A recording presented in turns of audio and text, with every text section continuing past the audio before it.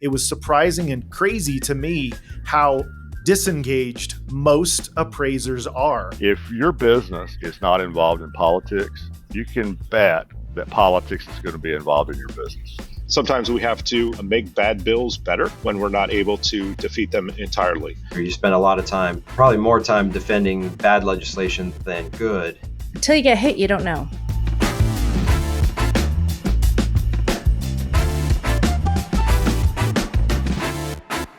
Welcome back to Face Value, a podcast by the Appraisal Institute. I am Warren Boisot, your co-host. And when Tonia and I were in Clearwater, Florida for RevCo recently, we had a fantastic panel on the topic of legislative advocacy. Our audience enjoyed it so much, we thought it might be a good idea to turn it into a podcast. That's right, Warren. And again, we're joined by 4 leaders across the country that work in advocacy for the appraisers, and the Appraisal Institute. We know this discussion will be packed with valuable insights for anyone interested in shaping the future of the appraisal profession. And I'm Tonia Vilas, your co-host for Face Value. And let's start with some introductions. Yes, thank you, Tonia. I'm Scott DiBiasio. I'm the Director of Government Affairs with the Appraisal Institute, and I've been on the staff for just about 17 years. I run the Institute's both federal and state legislative and regulatory affairs program, and I am also charged with working with our chapter network on their government relations programs as well. My name is Randy Button. I'm from Nashville, Tennessee, and I am currently on the National Government Relations for Appraisal Institute, former lobbyist myself as well, and have done a lot of state advocacy work in Tennessee. I'm Mike Twitty, MAI, recent past president at Florida Gulf Coast chapter, the Appraisal Institute, current Region 10 rep, and also the elected Pinellas County Property Appraiser, which in many of the states listening may refer to that as the assessor. Give us kind of an overview of this last legislative session here that just ended a month or so ago for most, some highlights that might have happened across the country. We had a very successful state legislative session year. We were able to get some pretty significant bills enacted in a couple of different states, including your state there in Colorado, where they were able to pass a very significant major piece of legislation putting in place a statute of repose on civil claims against appraisers. So congratulations for that. Congratulations to the Colorado Coalition.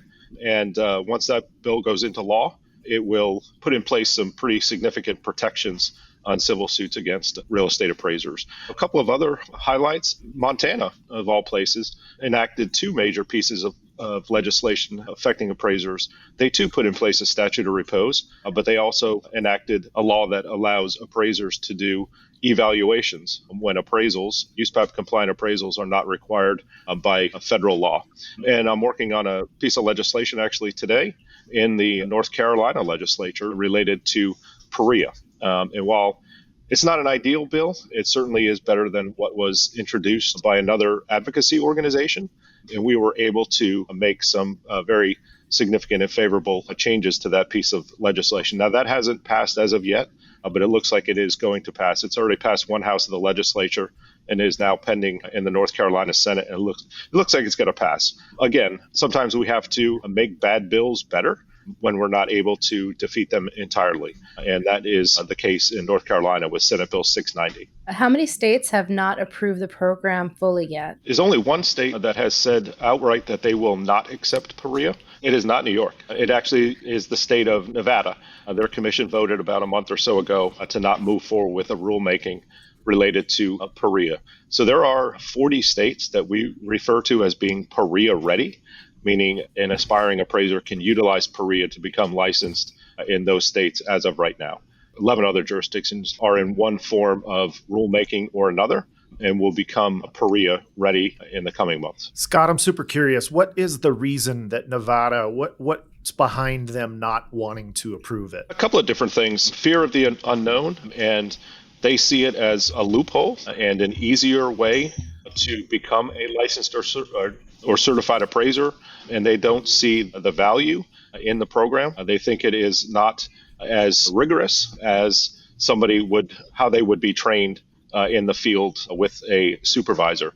One other argument that was made by the commission, I don't buy into this argument at all, but they said that they have enough appraisers in Nevada and they don't need to continue bringing new appraisers into the profession. I see that as being very short-sighted. That may be the case now, but that's not always going to be the case. It seems to me that I remember PAREA was developed way back when for the underserved areas, rural areas, and here comes the emails from Nevada appraisers that I don't know my market out there. But aside from Las Vegas and maybe Reno, isn't the entire state rural pretty much? Yeah, Warren, that's a great point. And it's one that we tried to make to the commission, and they just weren't buying it. Now, I will tell you that although we don't have a big pool or big sample to reference, all of the folks that have come out of the PAREA program so far, there have been 35 graduates, 27 of which have taken the National Uniform Licensing Exam, and 100% of them have passed on the first attempt. That's not something that can be said for the supervisor trainee model. That number is a little bit closer to about 60%. So the PAREA program is performing exceptionally well and is turning out some pretty well qualified appraisers. Now, I can't say that 100% pass rate is going to continue forever, but we certainly hope that it stays at 100% or as high as possible. So now, Scott, you said 35 people have gotten through the PAREA program. That's just the Appraisal Institute's PAREA program, right? That is correct. And there's another 180, I believe, or so, and I may have those numbers a little bit off. Another 180 or so that are currently enrolled in the program and are progressing through the practice and final assignments, and will hopefully complete the program in short order, take that National Uniform Licensing Exam, and hopefully pass on the first try. Let's move on to Randy. So Randy, I heard you were a lobbyist. Do you want to tell some of our listeners about what you used to do in your prior life? Yeah, it was actually, I was an appraiser and was a lobbyist and an appraiser again. So I've gone full circle. My primary role was contract lobbying for different associations and firms. Great. Can you tell us some of your best days when you were out there on the Hill doing some lobbying, some great achievements you've done? One thing Scott will tell you, because he's been doing this for a long time as well, you can play offense sometimes when you're trying to pass a piece of legislation, but more than anything, you have to stay on your toes on the defense side.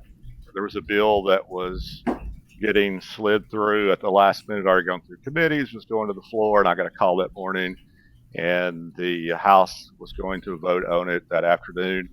It was going to have a devastating effect, and Michael loved this, property taxes for golf courses and how they were being assessed. But it was an unintended consequence. Farm Bureau was actually bringing the bill, and they didn't understand what the impact was going to be. So someone finds that out at the last minute, and then you're rushing around as fast as you can to try to get the information out before the vote happens. So defense is tough sometimes because anything can slide through at the last minute. So one thing I always tell my clients was, if your business or your profession is not involved in politics, you can bet that politics is going to be involved in your business. And it's important to have representation, but it's also important to have those grassroots efforts and folks that are willing to build relationships with their elected officials, people that are appraisers in rural areas as well as metropolitan areas, so that they know they put a face with a profession. And so many people don't know what we do. And so we have to do this education process, especially people that are voting on bills. I think we can do a better job of, as professionals, is educating, whether it's local government officials or state or federal officials, a little more on what we do and why it's important to commerce. So what we do as appraisers and assessors, you're talking about? Yes, absolutely. So let's say we're going to start up a grassroots advocacy in our area.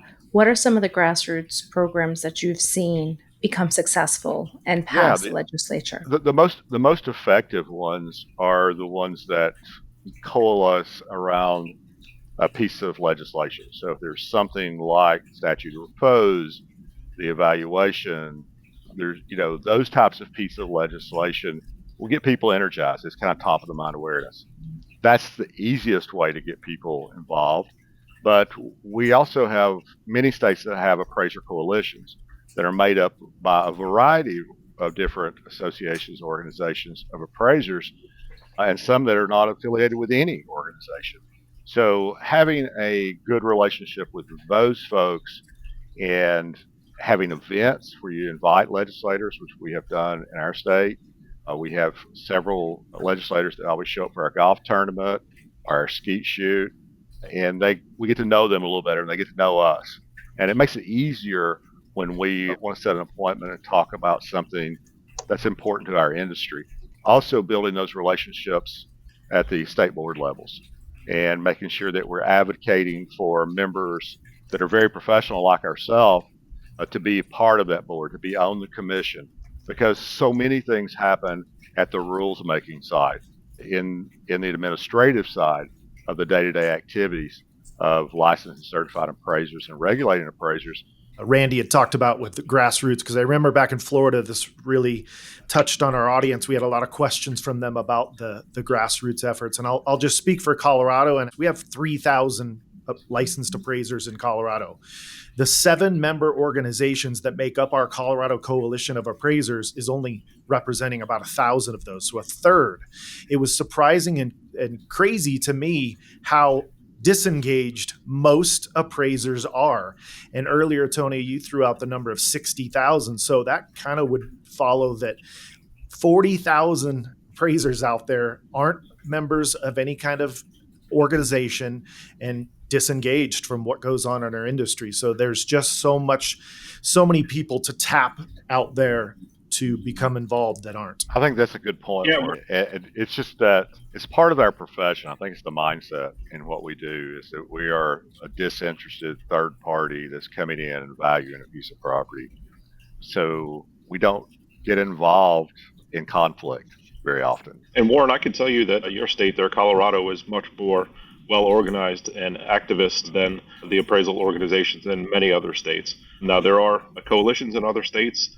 There are quite a few good coalitions out there that are active in their state legislatures, active before their state regulatory boards. But you all there in Colorado did an absolutely masterful job sort of getting everybody behind the statute of repose and then ultimately negotiating the final compromise. And you're absolutely right as well to say that 70% of appraisers don't affiliate with any professional appraisal organization.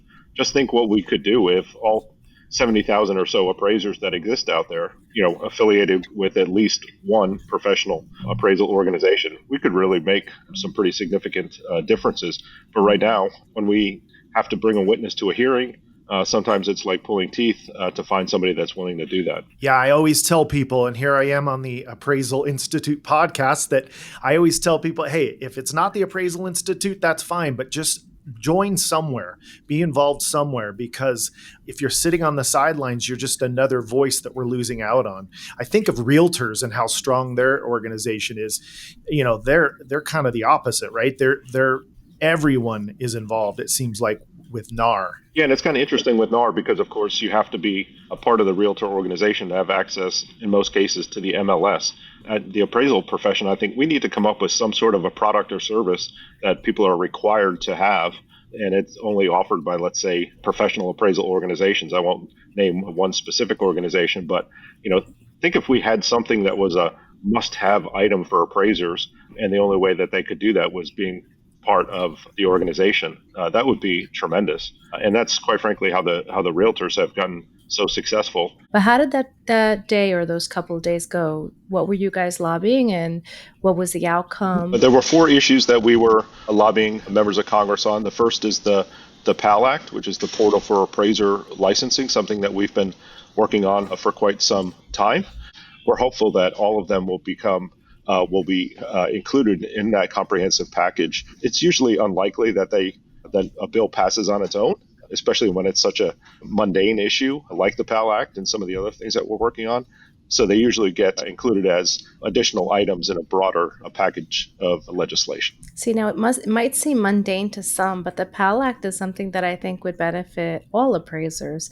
Can you just tell us a little more? Absolutely. The PAL Act stands for the Portal for Appraiser Licensing, and it's basically a cloud-based, multi-state licensing system. So for those of you that are licensed in multiple states, it is sometimes a significant burden to satisfy all of the different requirements in the states in which you're licensed, continuing education requirements, background check requirements, so on and so forth. So the portal, like I said, a cloud-based system, would be a single repository into which you would include all of your licensing related information. It would then be disseminated out to the states, be it one or more, the states that you are looking to become licensed in or are already licensed in. For those of you that might be familiar with the National Multi-State Licensing System for Mortgage Loan Originators, the PAL Act is intended to be very similar to the NMLS system. Tonia, I'm going to give you a personal quick success story from LDAC, if I could. I was at the cocktail hour. Byron Miller saw me. He walked up with a buddy of his, the president of ASA, and introduced me. And I said, "Hey, ASA, they left our Colorado Coalition of Appraisers last year at the local level." So I met the president and I gave my 30-second elevator pitch, and boom, he said, "Get in touch with me. We'll get you back, get you representation back in Colorado." So that was great. One thing not on our bingo card during that whole process was that actually one of the organizations within the Colorado Coalition kind of didn't agree with some of the wording and some of the specifics about it. And so one thing to just throw out there that people may not realize is you think you're going to be fighting against trial attorneys and things like that. But sometimes you can be fighting amongst your own group. And it was good because it brought up good points. Scott, what were the other 3 issues at Legislative Day? So oversight of the GSEs by the Federal Housing Finance Agency, who is their regulator. GSEs are? Government-sponsored enterprises, Freddie Mac and Fannie Mae. Primarily. And of course, they're negotiating their terms of exit from conservatorship right now. And we asked Congress to put some pressure on the FHFA to make sure that tighter risk management was one of the terms of exit from conservatorship. The other issue was AMC fee transparency, something else that we've been working on for quite some time. The CFPB has the authority, but has not utilized it to require the separation of the appraiser's fee from the AMC fee on all residential mortgage loan documents. So we asked Congress to put some pressure on the CFPB, whatever may be left of it, or to enact legislation of their own to require that fee separation. And then there was an IRS issue related to their appraiser, the definition of qualified appraiser, and the new Circular 230, I think it is, that makes it easier for the IRS to disqualify appraisers from practicing before the agency for very seemingly minor transgressions, like very minor violations of USPAP. So with the CFPB, do you think we're getting movement on that one? And how long do you think it's going to take before they finally pass that bill? That's very interesting that you say that, Tonia, because I think we were getting very close with the previous administration. Director Chopra had taken a very strong interest in appraisal-related issues. So we're basically starting from square one with the new staff at the CFPB. Yeah, and the IRS one seems interesting too. So basically, if anyone files a complaint with the state against an appraiser, then that appraiser may be restricted from doing appraisals for the IRS as a client or as against the IRS. How does that work? This would be with the IRS directly, and it's in response to some of the issues with non-charitable cash donations in the form of conservation easements. There's been a lot of abuse in the conservation easement donation program, and a lot of appraisers have, been implicated in that, unfortunately. So this would make it, materially a little bit easier for the IRS to disqualify folks. We just want it to be a fair process, and the way that it was written into the rules, isn't necessarily 100% fair to the appraiser. I'll piggyback off of that. I think Randy mentioned earlier, you spend a lot of time, probably more time defending bad legislation than good. And as far as issues that have come forward that we've tried to push the ball forward on, new buyers coming in. So first-time buyers within the state of Florida, whether they came from out of state or they're in-state first-timers. And they will go on online listing platforms because that's where everybody starts to shop these days, right? So they go on one of the many online listing platforms and start looking at a property to purchase, and there's a buyer payment calculator on there that shows principal, interest, taxes, and insurance, and the tax figure is egregiously low because they're using the seller's tax is not what the new buyer would pay. So we've had, many property owners very upset that, their realtor, their lender, their title agent, nobody told them. And when they cross their first January 1 of ownership, they go to market, and it can be a huge reset. Every property is different. And so I've fought for the last 3 years trying to advance legislation that would add transparency at that level to protect consumers more on the buyers. I want to give Zillow credit on this one, because they actually changed their platform in Florida and essentially went to the aggregate average millage tax rate on all their listings, which essentially tripled the real estate tax estimate on their platforms throughout the state of Florida in every county and every city. So it's giving a much more realistic forecast of a new buyer's real estate taxes now, and they're about 60% of the market share. So even though we didn't get the bill across the goal line this year, I feel like that was a win in itself. And we'll keep trying to get it all the way across the line. I wish we had this discussion 3 years ago when I bought the home that I'm currently in. Well, I'm sorry to hear that. That's exactly why we're trying to do this. Yeah, I think this is something that we should do across the states and maybe even bring on to a national level, because until you get hit, you don't know. We do always like to give our guests, though, one last opportunity to maybe cover something that they've got sitting in front of them on a sticky note that they wanted to say. Any last words? Well, I'll jump in there. Tonia mentioned and referred to the legislative day, and that is something that we are looking to do again next year. It probably will be held in conjunction with LDAC again. So once the dates for LDAC are set, we would encourage you to pencil that into your calendar. It's usually sometime in May, and to join us in Washington, D.C. This year we had over 200 legislative visits, but there's definitely room to improve on that, and we'd love to have more AI professionals, more practitioners at large participate in our grassroots lobbying efforts. Well, Mike, Randy, Scott, thank you so much. Tonia, if someone out there, our listeners or viewers, were to have a great idea or an idea for someone that should be on our podcast, how would they contact us? Yes, of course. And everyone, please email us at facevalue@appraisalinstitute.org. As we've said time and time again, Warren and I actually do check every email that comes our way, and we do respond and try to set up some podcasts. One of the upcoming episodes will be on glamping, which will be recorded in July after I go on my first camping trip out in the outdoors. So, and that came from question through facevalue@appraisalinstitute.org. Thank you, everyone.